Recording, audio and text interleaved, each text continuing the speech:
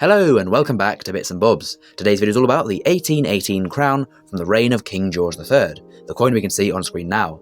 Firstly, I'll go through the design of the coin with you and then move on to the facts and figures. So here is the reverse, and it was done by Benedetto Pesciucci, and we can see his iconic portrait there of St. George slaying the dragon.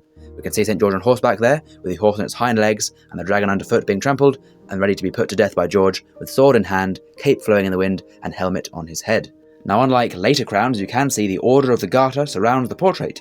You can see there to the bottom a belt buckle style design with the Order of the Garter going all the way around the rim. It reads, Honi soit qui mal y pense, and translates to, shame upon he who thinks ill of it. This is of course the Order of the Garter, as I say. And also, unlike other crowns, there's no date below the portrait of George and the dragon. In fact, there is the word Pistrucci there underneath for the designer, Benedetto Pesciucci, who, as I said, designed the coin.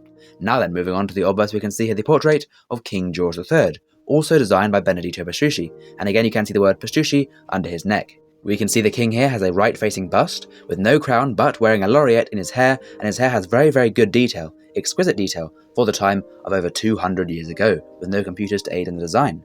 Now then, around the rim we can see the legend. This reads in Latin, Georgius III DG Britanniarum Rex FD, and then translates to, George III, by the grace of God, King of Britain, Defender of the Faith. These are his titles as monarch, and referring to how he's been chosen by God to rule the kingdom and the empire. Below the portrait we can see the date again, 1818, the year it was made. Now then, moving on to the facts and figures of this coin. A coin minted at the Tower Hill Mint in London, where the Royal Mint was based between 1810 and 1975. The coin is composed of 0.925 silver. This is 92.5% pure silver, or known as sterling silver, and was used for all silver coins before 1920, when they were debased down to 50% to cut the cost of production. The weight of the coin is 28.28 grams, standardised this year, as this is the first year of the new modern milled crown, with a new diameter set at 38.61mm, so a large coin, in fact the largest circulating silver coin at the time. A mintage for this coin of 155,232 makes it fairly rare, but within crowns they all have fairly low mintages, so it's not extremely rare, but it is a less common date. The crown coin is a 60p piece. This is then 5 shillings, or 1/4 of a pound, as there are 20 shillings to the pound under the pre-decimal system. So there would then be 4 crowns to every pound. And back in 1818, 1 crown was equal to £27 and 41 pence in today's money. So compared to coins today, much more valuable than any coin we have today, and therefore would be a coin you would not want to lose, as it holds a fair bit of value. Now the coin is still legal tender and can still be spent at 1/4 of a pound, although most places don't accept them, and even if you could spend it, I would advise against it, as we'll now see the values and the prices for a collector.